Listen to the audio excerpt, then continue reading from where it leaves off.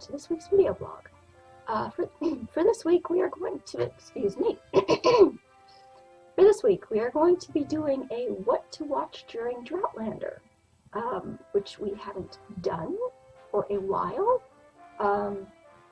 and I like to do a couple of these, at least during every Droughtlander if I can, and it's sort of shows that you can watch during the drought that is the break between seasons of our beloved show, Outlander. So season 5 ended a while ago, and we are now in the drought of waiting for season 6, which I believe they have started, excuse me, I don't think they started filming yet. I think they've started production on. So, yeah, so hopefully we'll get season 6 in the not too distant future. But in between, I'd like to give you some options of what else you can enjoy while we wait for Outlander. For this week, first of all, let me just say that this show has been pitted against Outlander in more than one news story, because they seem to think anything historical and with corsets is the same thing as Outlander. And this show is not like Outlander. It's a wonderful show, but for a certain psychotic segment of the Outlander fandom, anytime anyone brings up any show compared to Outlander, they lose their frickin' minds. Because according to them, the only show you can ever watch is Outlander. And during Droughtlander, if you're a true fan, you just rewatch Outlander over and over and over again until Outlander's new season begins. No. I repeat, no.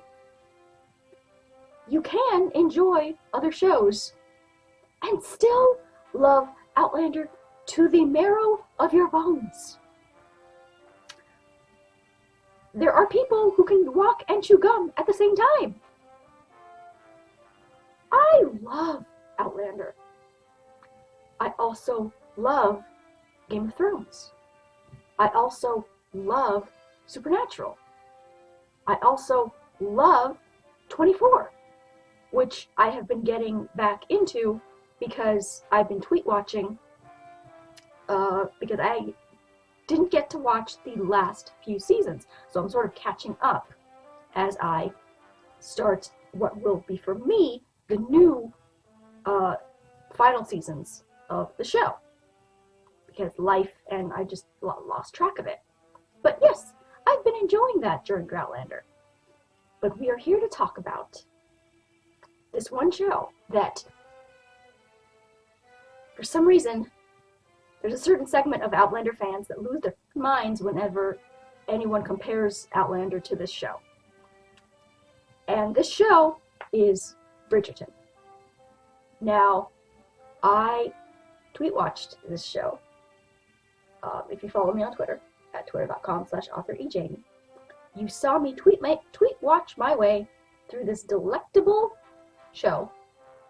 And I thought it made a very good candidate for a what to watch during Droughtlander. Now, let us go to the beginning, shall we? In the beginning, there was Julia Quinn. And Julia Quinn is a lovely, lovely woman who wrote some books.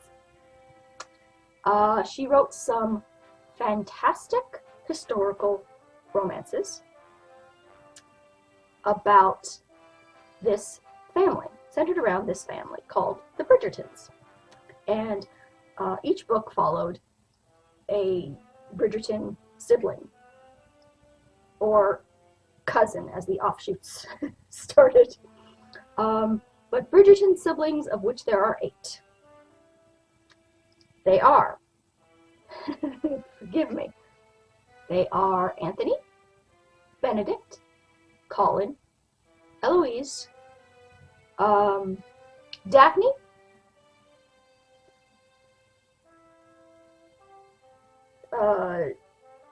Hyacinth, Little Gregory. Am I forgetting somebody, or does the 8 include Mama Violet, Mama Bridgerton? Anthony, Benedict, Colin, Eloise, Daphne, Hyacinth, Gregory.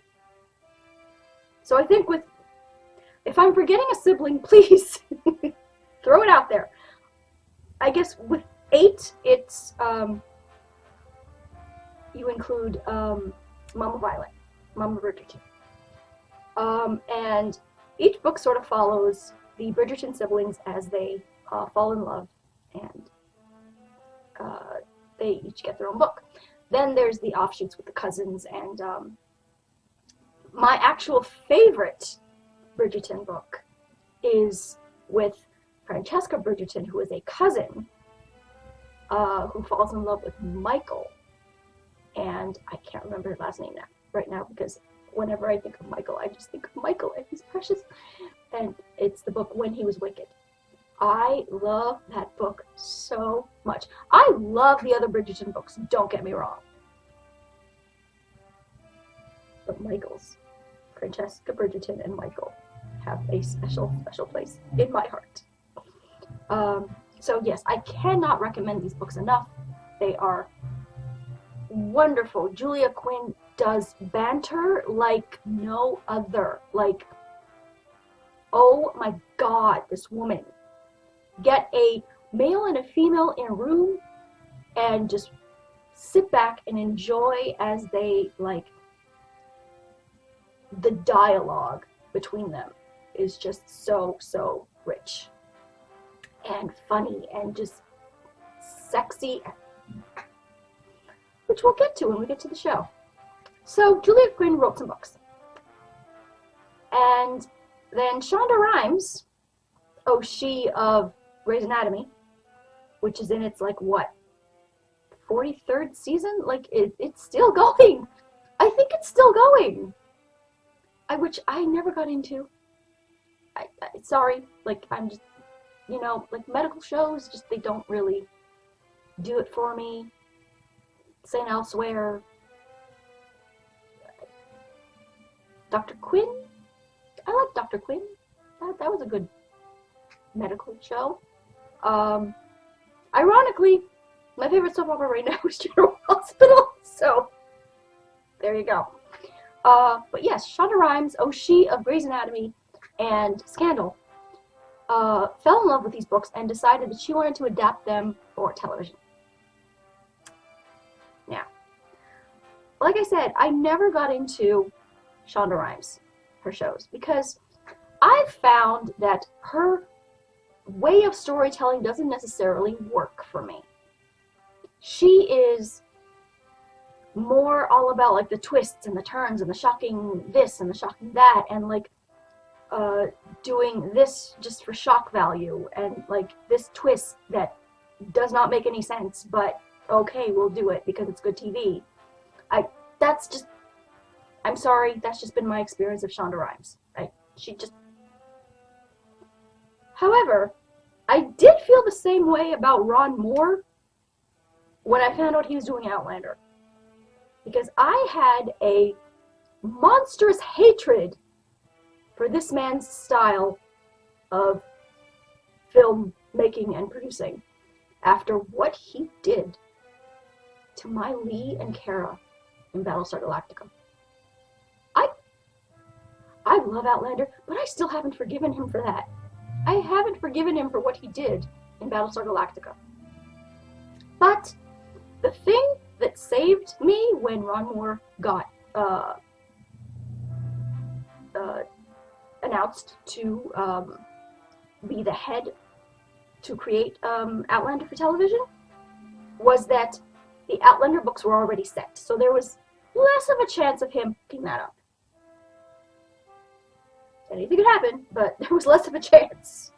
And so far, I have to say, with only like one or two hiccups in my opinion, he has made an absolute fantastic adaptation of Outlander. So, I decided to apply the same openness to Shonda Rhimes with Bridgerton. And so far, I just have to say that I am glad that I did, because she has done a fantastic job adapting these glorious books for television.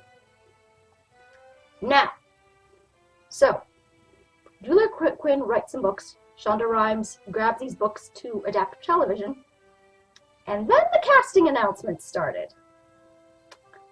And there was a certain segment of people that were not happy with the casting announcements because some of their characters were not exactly as portrayed in the books. Now, I will say, Julia Quinn wrote these books in early 2000s. And when she wrote them, they are, from what I'm remembering, they are all primarily, all the lead characters are white. They just are. So, when the casting announcements started for Bridgerton, there was a certain segment of people who lost their collective minds because some of their beloved characters were being played by black people, and their heads were exploding over it. They have a name for these people. I can't... It'll come to me in a second. Wait. They call these people who are losing their minds over black people being cast in white roles. The people who get mad about that, there's a name for them, right? You know where I'm going. Like, it's on the tip of my tongue. We call them racists. These fucking racists lost their collective fury over the casting of this show. I got a little secret for you. Come closer. Little secret. Every historical epic that doesn't take place in England, every like Bible historical movie that you've ever seen, every those in like Roman times, or like in like Jerusalem and all those like biblical epics that you love so much, none of them were white. None of them had British accents. None of them. That picture of that dude you have up on your wall, who you think is Jesus, the blonde dude with the blue eyes and the beard, he didn't look like that. He was from fucking Nazareth. He didn't look like Brad Pitt from Legends of the Fall. Okay? So, for you to come now and be like, Simon was not black? So what? Who cares? Neither were none of your biblical epic or historical dramas set in like what the fuckery BC? Yeah, they were not white. They weren't. So, but there were a majority, thank God, who were sane and understood that if there were white actors, who could play Middle Eastern characters or black characters, then there should also be able to be black actors who could play formerly white characters. White characters from books who had never before appeared on screen. So there was a chance here to open up for diversity and imagination, and it was beautiful and it was perfect. And so Bridgerton began. And the first season of Bridgerton follows the Duke of Hastings, Simon, and Daphne Bridgerton, who has her coming out and is at her wit's end because she has not found her match, and she's getting really sick of these coming out balls and end seasons and all this jazz, and she's just over it. And then there's Simon, who has no intention of ever getting married because his father was a grade A abusive asshat to him. So Simon made a vow that he will never marry and never have children so that his father's line ends with him. So, but he's in London, where everyone with a vagina is after him. Everyone with a vagina and their mothers are after him to snatch him up for their own, because he is now a duke, because daddy died. Good riddance to him. So he and our darling Daphne decide to make a plan. They're going to pretend to be engaged. Right there. Fake relationship trope. I am here for you. I love you so very much. I am on board. And so that is, their relationship is the focus of season 1, and the development of them pretending to be in love while actually falling in love. So we have Daphne, we have Anthony, who's the oldest, who is a rookery of a man. I mean, this boy has problems. This boy makes all the wrong decisions. He is the Viscount now because his father died, so he is the man of the house. So he has taken it upon himself, or he now has the duty of looking out for his family. Mama Bridgerton tries to rein him in sometimes, but he's a little, he wants to do all the right things and all the things that he thinks he's supposed to do, but it all is wrong. Because Anthony, at his heart, is a good boy.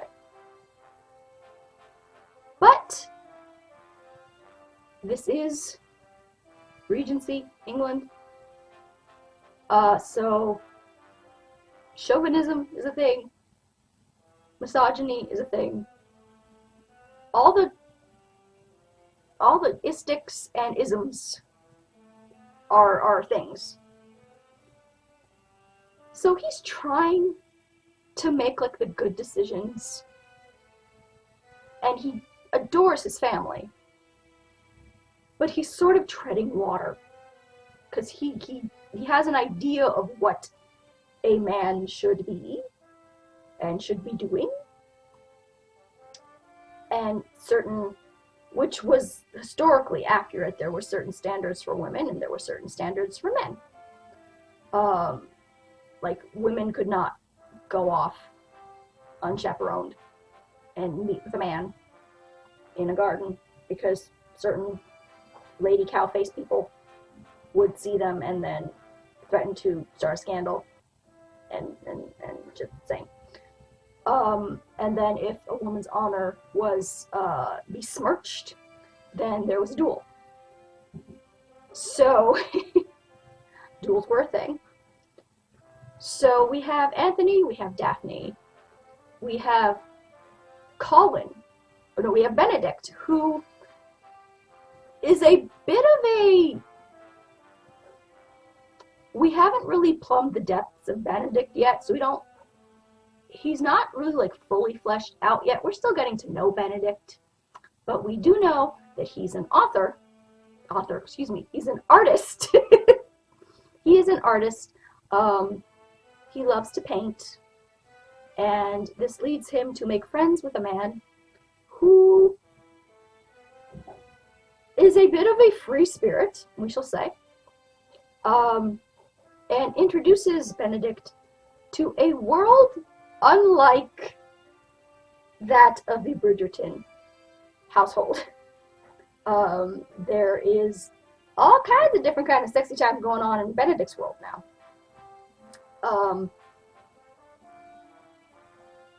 So Benedict is still a bit of a... We're still getting to know Benedict. Oh, yes, Anthony, speaking of the double standard, Anthony will fight a duel over his sister for, like, even, like, looking at a man. But, meanwhile, he's banging opera hussies. And that's totally okay. So, then we have Anthony, Daphne, Benedict, we have Colin, who, by the way, all these men are so pretty. These men are so delicious to look at, like, y'all! Anthony, Benedict, Simon! And then we have Colin, who is adorable. And, yes, very good looking. Who is a doppelganger for Daniel Gillies from the originals, who played the character of Elijah Michelson. I don't know where they found this boy who plays Colin. Luke Newton, I think his name is. I don't know where they found this boy, but apparently they made him out of the mold that was previously Elijah Michelson from the originals. I mean, seriously. I'm not kidding. Colin could be Haley and Elijah's baby love child from the originals. And then we have the adorable Hyacinth and the precious cupcake Gregory, who is the cutest little boy. Like, oh my god, he's so cute.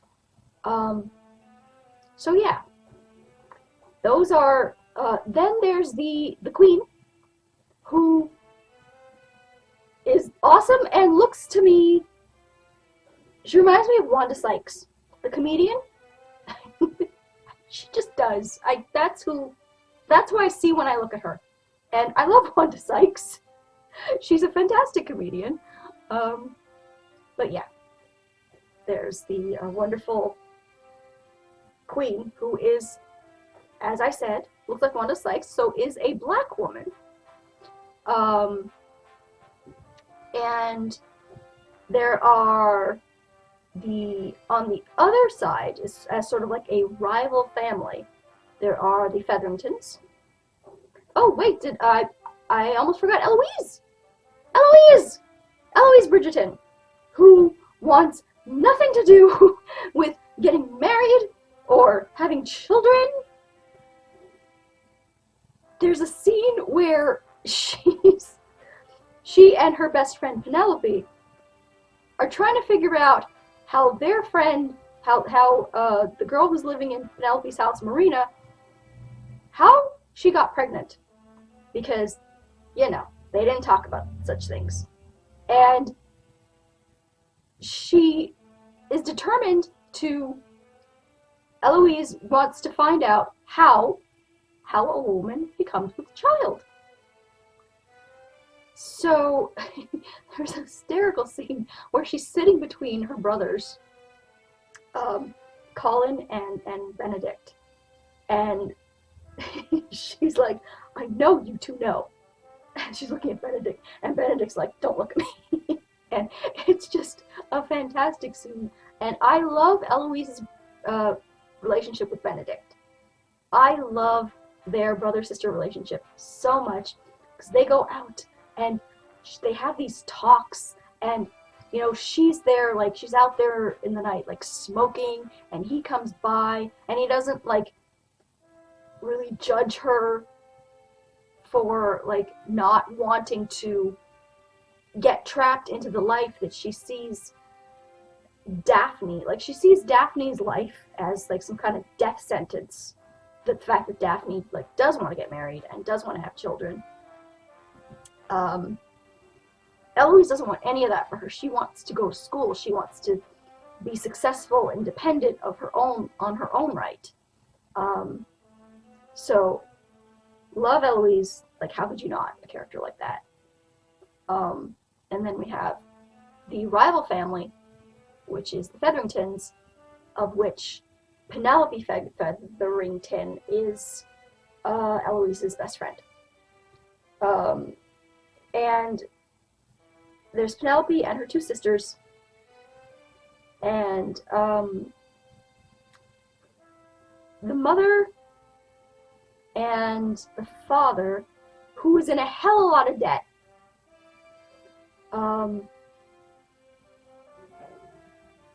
and they take a girl into their house, who I don't remember the relation that this girl is to them, but they end up taking her into their house, and she winds up, turns out she's pregnant, and so the mother, Mama Featherington, decides that she's going to marry her off right away, and she decides that she doesn't want to be married off to some unknown person, because she's still in love with her baby daddy. But Mama Featherington does something very bad, and wherein the girl who's pregnant, Marina, decides to let go of her hope of being with the baby daddy and focus her sights on baby Colin, who Penelope has happy pants for. And it's so sad, because Penelope is Regency Jorah. She is so friend-zoned with Colin. Like, it's heartbreaking, because she loves this boy so much, and he only sees her as a friend. He only has eyes for Marina, and Marina is like all schemy. But no, Marina, I like Marina. Don't get it twisted, I like Marina. But she's scheming for her survival here. So she decides that she's going to let Colin woo her, and hopefully they'll get married, and he can believe that the baby is his. Yet, I can't hate her for it, because Colin is, he's handsome, he's sweet, he loves her, or he likes her intensely. So he's a much better catch than anyone Mama Featherington has been bringing to her door so far. And we have Simon, who we explained has the very many daddy issues. And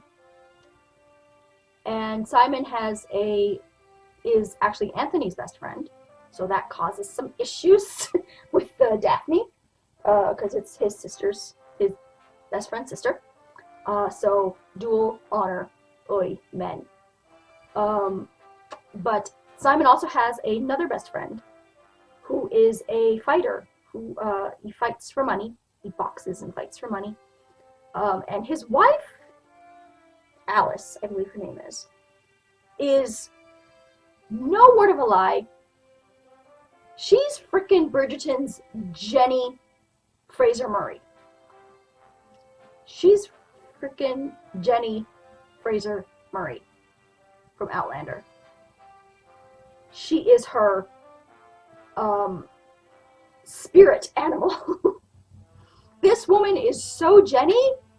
Like, she suffers no fools. She tells her husband like it is. She is glorious. I love his wife so much. Let's see if I hit everybody. Oh, and around all this, let's not forget Simon's kick-ass aunt, Lady Danbury, who was the sister of Simon's mother, I believe. And Simon's mother died giving birth to him because she was so determined to give him, the father, a son, because that's all the father cared about. He didn't care about his wife, he just cared about having a son. And then the son was born. And then as the son grew into like a little boy, it was discovered that the son, Simon, had a stutter. So the father saw him as imperfect and sent him away and was embarrassed by him and was just awful to him. So that's sort of why Simon then made a vow, this hateful vow that he would never marry and he would never have children. Because once Simon overcame his stutter with the help of Lady Danbury, his aunt, wonderful woman. Oh my God, her and Mama Bridgerton in scenes together. God, yes, please. Fantastic.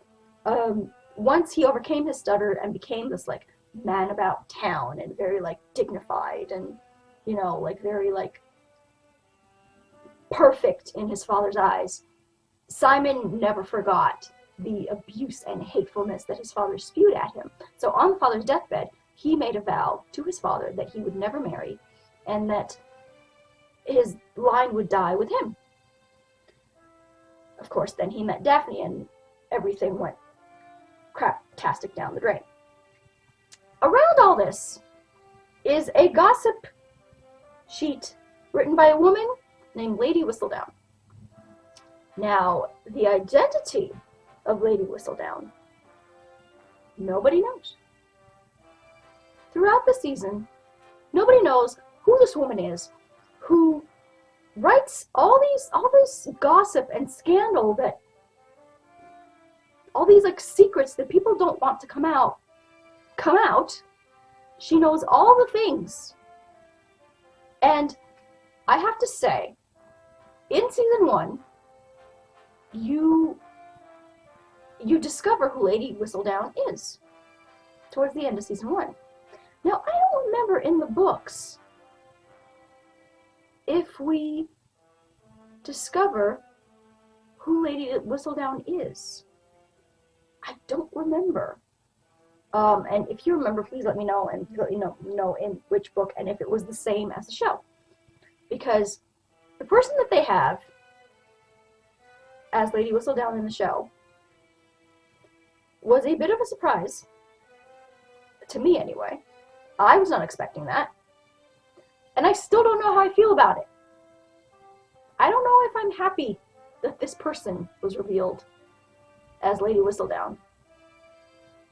And like, I'm trying to like go back and piece like how it could be possible that this person is Lady Whistledown. But anyway, you discover who Lady Whistledown is in season 1. So fine. Let me see. Yes. So yeah, that's sort of like a mini encapsulation of the characters, and sort of the basic plot of season 1.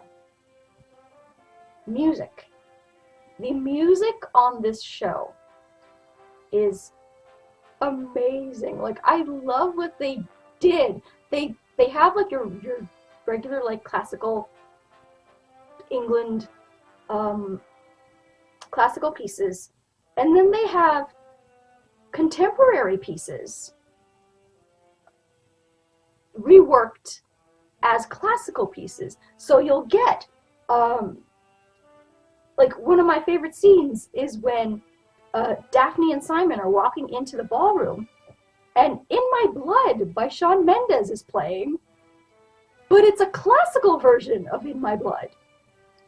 And it's so well done. I mean, y'all, there is a sex montage to Taylor Swift's Wildest Dreams, reworked as a classical piece. And if you don't, again, this show, not safe for kiddies. Definitely not safe for kiddies. There's some sexy time in this show. So, it's just so perfectly done that there's all this, like, lovemaking going on, and it's Wildest Dreams by Taylor Swift as a classical piece, and it just works. It works so well. I want to take the composer, the person behind the soundtrack, and, like, high five, dude, high five, madam. I need to check out who it is that is responsible for the music on that show, because they did a fantastic job. Yeah, so, I want also to mention between Daphne and Simon, something happens. As a result of Simon making that stupid vow to his father that only punishes himself and keeps himself from finding happiness, I'm going to be miserable the rest of my life. That'll show you. This vow of not getting married, not having children, goes a little sideways because he can't stay away from Daphne, and he is falling in love with her, and so he compromises her, and that's why he and Anthony almost fight a duel over her, that Daphne thankfully stops. And so they agree that the best way to make reparation for Daphne's reputation being ruined is for Simon to marry her. But Simon has told her that he can't have children. A very important distinction here. He told her that he can't have children. So, she agrees to marry him. Again, he told her that he can't have children. After making a vow to his father that he will never, will not, won't further his father's line. So his vow to his father is that he is willingly choosing not to have children. And he's told Daphne that he cannot have children. So she goes into the marriage believing that it'll just be her and Simon. And this is heartbreaking for her because she comes from a family of, 6 other siblings. She has always wanted a big family, but she's decided that her reputation is ruined anyway. Nobody else will have her after what happened in the garden and Lady Cowface threatening to spill the beans. So they decide to make their engagement a real one, and they get married. And with the most awkward version of these conversation, where Mama Bridgerton, God love her, for all her um, promoting of love matches and wanting her children not to marry just for position or sort of like the reasons that a lot of marriages were made in that time, that she actually wants her children to be happy and find love and marry for love. She gives Daphne their trees and flowers and dogs. And that is the extent of Mama Bridgerton explaining the facts of life to her daughter. So Daphne, like our dear Jon Snow in Game of Thrones, knows nothing. She goes into the marriage knowing nothing. And then she discovers Simon's lie. That it's not that he can't have children. It's that he refuses to have children. He's making a conscious choice not to have children. And this leads to what we refer to as the incident. Now, I'm not going to say that what happened. I'm not going to tell you like what happens. I don't want to spoil anything. So I'm just trying not to spoil and give you guys like an overview of the show and like what kind of happens, and yeah. So there's an incident. And it is undeniably wrong. Without a doubt. Undeniably, no debate about it. It's wrong what happens. But, and not but as in I'm excusing it, but as in the two of them, it doesn't destroy them. I'll just say that. It doesn't destroy them. They work through it, and it's, yeah. And I was happy. I was happy with how they dealt with what happened.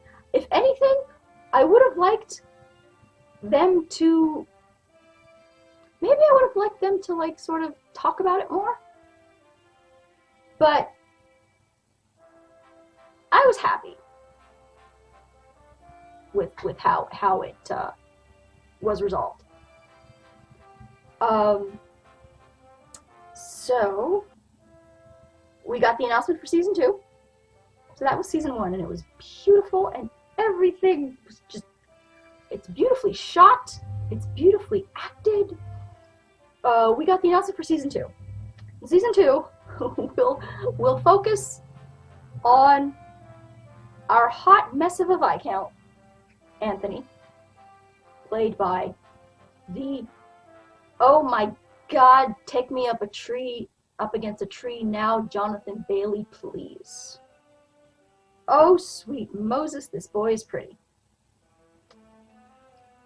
So season 2 will be his story, and it's based on the Viscount Who Loved Me. I think it's that's Anthony and Kate Sheffield's story.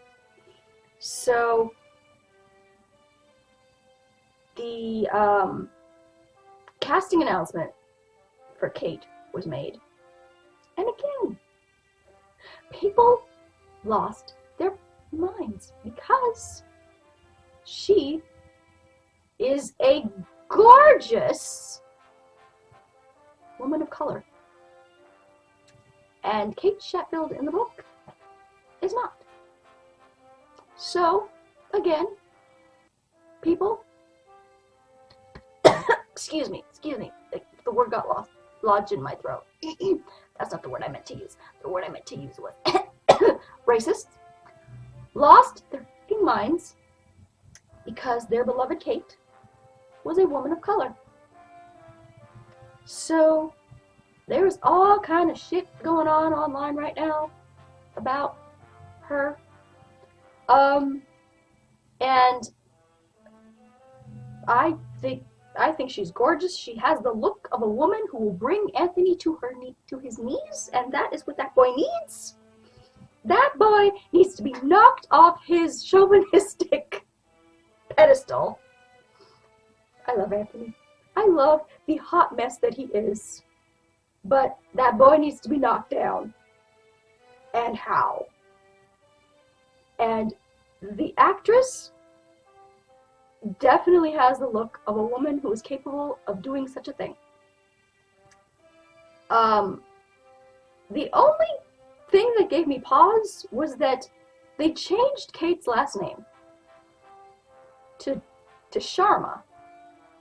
She was Kate Sheffield, now she's Kate Sharma. I don't know why, but I'm not gonna get my panties in a twist over it. Like, I don't understand why they changed her last name. But I kind of think of it the same way as I think of the fact that Katrina Balfe from Outlander doesn't have sherry-colored eyes like Claire does in the books. Doesn't really change anything. Yeah. I don't understand changing the last name, but yeah. Doesn't really bother me. It seems to bother a lot of people. But yeah, the majority that I've been seeing is the hatred over the fact that she's a woman of color. Because unfortunately, racism is a thing. So I think that's going to be it for this week's video. Watch Bridgerton, y'all. It is a fun, sexy, moving, exciting, funny, thrilling, gloriously musically produced show. It is wonderful. It is, you know, it's the perfect show for 2021. It aired in, I think, December of 2020 as a nice sort of relaxing, hopeful little to 2020. We had Bridgerton. And it's a nice sort of breather if you just sort of want to sit down and just have a show that's just enjoyable. You watch it and you just smile. That's what Bridgerton is for me. You watch it and it's just puts a smile on your face. Yeah. And it's, I think, a perfect candidate for what to watch during Droughtlander. And that's going to be it for this week's video. I want to make sure that I got everything. I think I got everything. Yeah. So follow me on Twitter at twitter.com/authorejamie. Like my Facebook page at facebook.com/authorejamie. And I will talk to you guys next time. A sex montage to Wildest Dreams by Taylor Swift, y'all. If for no other reason, you have to watch it for that. Bye.